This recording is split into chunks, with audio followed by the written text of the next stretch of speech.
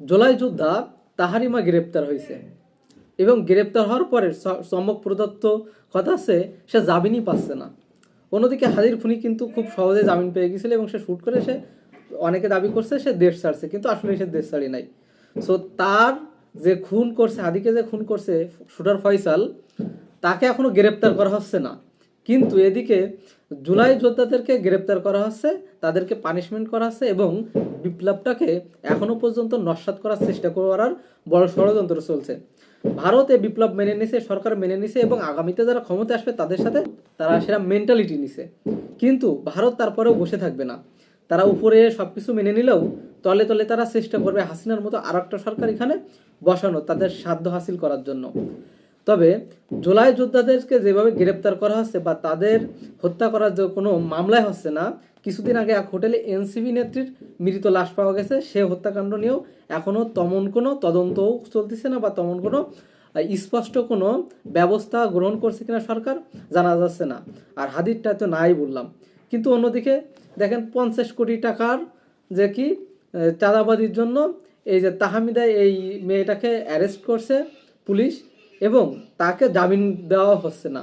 কথা আছে, সে যদি এমন চাঁদাবাজি করে থাকে তাহলে একদম চাক্ষুষ প্রমাণ সহ মিডিয়ার সামনে হাজির করুক যে না, সে 50 কোটি টাকা চাঁদা চাইছে। সো এটা তো জামিনযোগ্য একটা মামলা, সো তাকে জামিন দেওয়া হচ্ছে না কেন?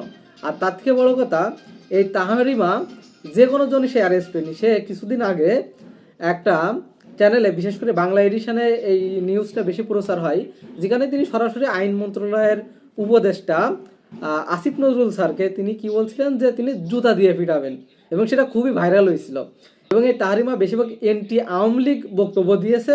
সোশ্যাল মিডিয়ায় যত যা দেখা যায় হয় এনটি আওয়ামী লীগ বক্তব্য দিয়েছে শেখ হাসিনাকে দিয়ে, না হলে সব থেকে বেশি ভাইরাল হয়েছে যে আসিফ নজরুলকে জুতা দিয়ে মারতে চাইছিল। হয় গুলাগুলি, লাশ পল্টিছে, তারপরে এই যে এনসিপি নেত্রীকে হত্যা, এ নিয়ে কোনো সরকারের মাথা ব্যথা নাই বা বর্তমান প্রশাসনেরই এ বিষয়ে কোনো পদক্ষেপ নাই।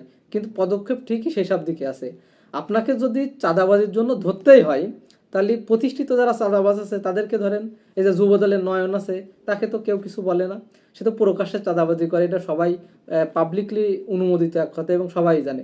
কিন্তু তার বেলায় কোনো প্রোটেক্ট নাই বা তার বেলায় রাষ্ট্র নিশ্চুপ। কিন্তু এদিকে এই মেয়েটাকে এর যখন ধরে নিয়ে গেছে, সে চাঁদাবাজের অভিযোগ পাইছে যে সে কি করছে, তাদের একটা সার্কেল এমন 50 কোটি টাকা চাঁদা চাইছে, নট চাঁদা নিয়ে নাই, কিন্তু তাকে কি করা হচ্ছে, গ্রেপ্তার তো করছে এবং তাকে জামিন দেওয়া হচ্ছে না।